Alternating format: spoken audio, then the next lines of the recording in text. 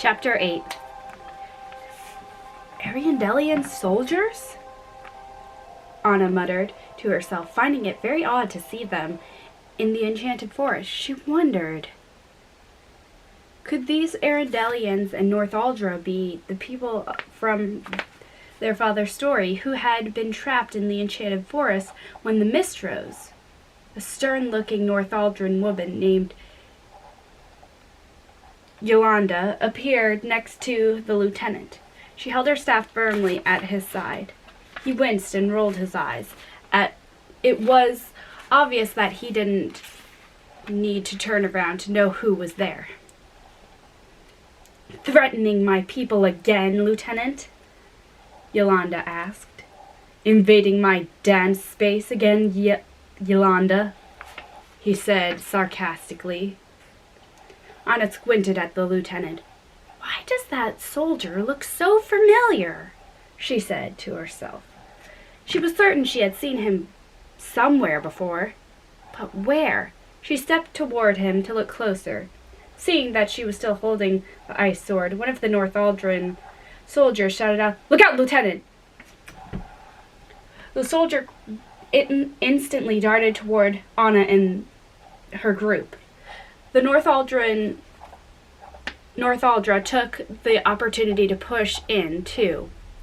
Now the friends were completely surrounded. "Get the sword!" commanded the lieutenant, and he and Yolanda scooted back and forth with their arms out, trying to block each other from getting to Anna's sword.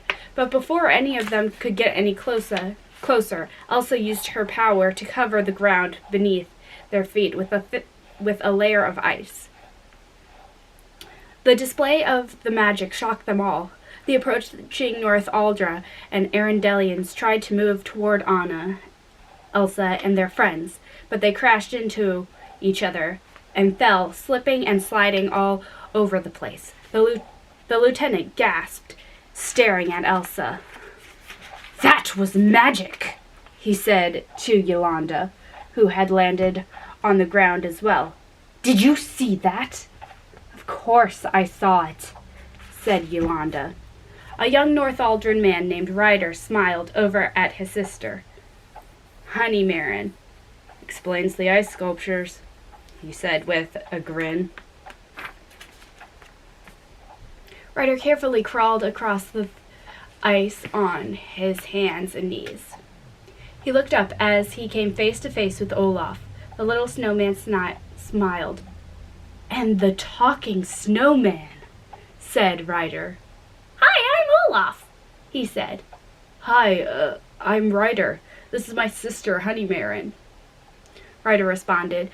Honeymaron, who sat on the ground behind her brother, smiled slightly and gave an awkward wave. Anna's eyes were still fixed on the lieutenant. She stared at him as she searched her memory, trying to place his face. When he rose to his feet, she finally asked, "Do I know you?" "Have you been in this forest before?" he said. It was clear that she did not look familiar to him. "No, hang on a minute," she said, dropping the ice sword to the ground. She held up her hands, using her fingers to frame his face. She closed one eye, then the other, checking him out from different angles. "This is different," he said as he waited patiently for her to finish. Finally, she gasped. "That's it!" she cried. "Lieutenant Matthias! Library, second portrait on the left. You were our father's official guard." Matthias looked at Anna shocked. "Your father was—" "King Agnar of Arendelle," said Elsa, gripping their staffs. The Northuldra took a step back, falling into a defensive line. They eyed the group suspiciously, wondering if what they were hearing was correct. Lieutenant Matthias couldn't believe that Anna and Elsa were King Agnar's daughters, but as surprised as he was thrilled to hear that the prince had gotten out of the forest on that terrible day. "Agnar," he said, his voice quaking with emotion. "He made it home to Arendelle?" "He did," said Anna. "He was a great king." I knew he would be," said Matthias. "Wait." He looked concerned at the girls. "Was? Our father and mother were lost on a voyage in the southern sea 7 years ago," explained Elsa. The Arendellian soldiers silently bowed their heads, paying a moment of respect to their lost king and queen. Matthias took a deep breath and then smiled sweetly. "I see him," he said gently. "I see him in your faces." "Really?" said Anna, genuinely touched. It suddenly hit her that she had forgotten her manners. "I'm Anna, and this is my sister, Queen Elsa." Matthias nodded to them. Yolanda stepped up, irritated. "Why are you here?" she asked. "A powerful magic forced our people out of our kingdom," exclaimed Anna. "To protect them," Elsa interrupted. "From what?" Matthias asked. Anna looked at Elsa and then back to Matthias. "All we know is it has something to do with whatever happened in this forest. None of us knows what really happened in this forest,"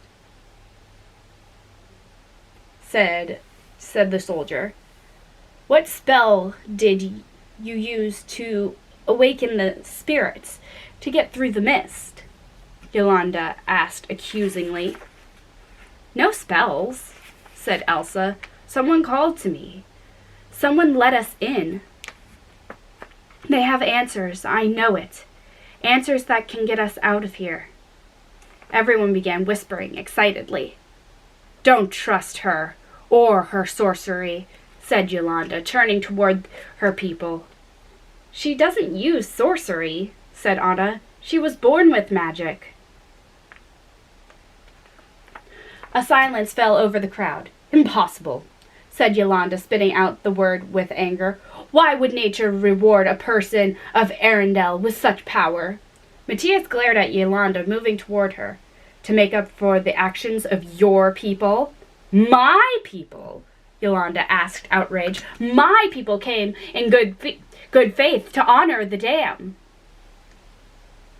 "Your people used the dam to trick us." "The dam was a gift of peace," said Matthias. "Or was it a gift of hate?" Yolanda asked. You'd like to see it fall. You'd like to see Arendelle washed away," Matthias said. Yolanda shook her head. "I don't have such hate in me." She turned to Elsa. "But did you know that your grandfather, your king, despised magic?" Anna and Elsa were both shocked to hear Yolanda say such a thing about their grandfather.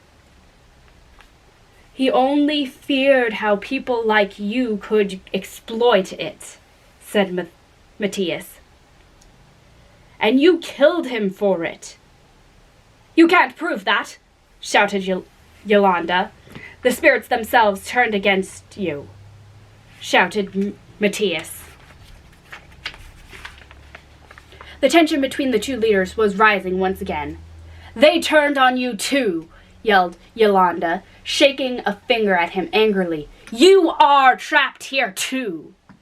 A blinding flash of light cut through the arguing, making everyone fall silent. Then a bright fireball whipped out from behind a tree and vanished in a blur. Everyone spun around, bracing for whatever was going to happen. There was a deafening boom, and an enormous tree burst into flames. It crackled as the blaze grew, lapping up everything around it, quickly enveloping the tree and all the nearby brush. "Fire spirit!" cried Yolanda.